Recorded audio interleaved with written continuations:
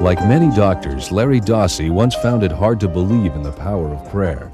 Two things changed his mind: the growing number of patients who said they were healed by prayer, and mounting scientific evidence. I'm a science junkie, and I'm interested in what you can take into the laboratory, the hospital, or the clinic and prove by putting it to the test.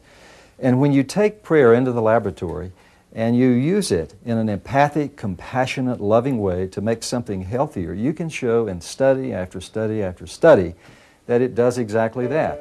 One landmark scientific study on the power of prayer was done by Dr. Beverly Rubik of Temple University. That humans have an extraordinary capability to enter into altered states of consciousness in prayer and affect physical reality, that we are much more powerful beings than we had thought. Dr. Beverly Rubik is the director of the Center for Frontier Sciences at Philadelphia's Temple University, devoted to challenging mainstream scientific thinking. Dr. Rubik chose to work with a well-known American faith healer, Olga Worrell.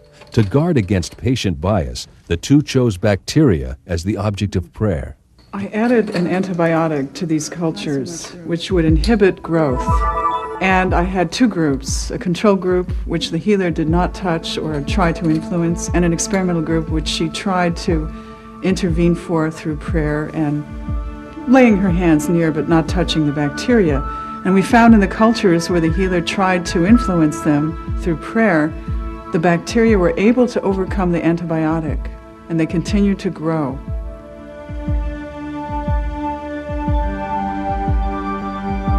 The big mystery in all of these experiments is what makes the difference. The explanation isn't in. It is still wrapped in mystery with a capital M.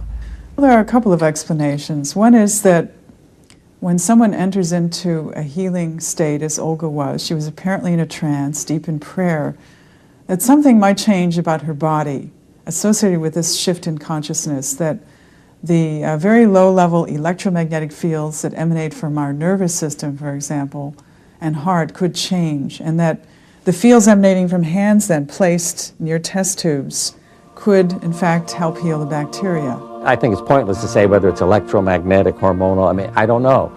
But that there is some way of our communicating with each other that goes back to our origins, and therefore this energy and information transformation. There are a lot of doctors and scientists at this point who would throw up their hands and say, that shows that this stuff is really out of bounds for science. Not true. I will challenge skeptics and cynics to really look at this data, visit the laboratories, and let this information engage them and come away unmoved. People who had heart attacks at San Francisco General Hospital were prayed for. Control group is not prayed for, group is prayed for. The ones prayed for have fewer complications. Now that was put in a medical journal, and several letters to the editor said, why are you putting in this unscientific material? But it's totally scientific, double-blind study. When people pray, it has a meditative effect. And we know that that is a very helpful effect in terms of enhancing the immune system and of doing good things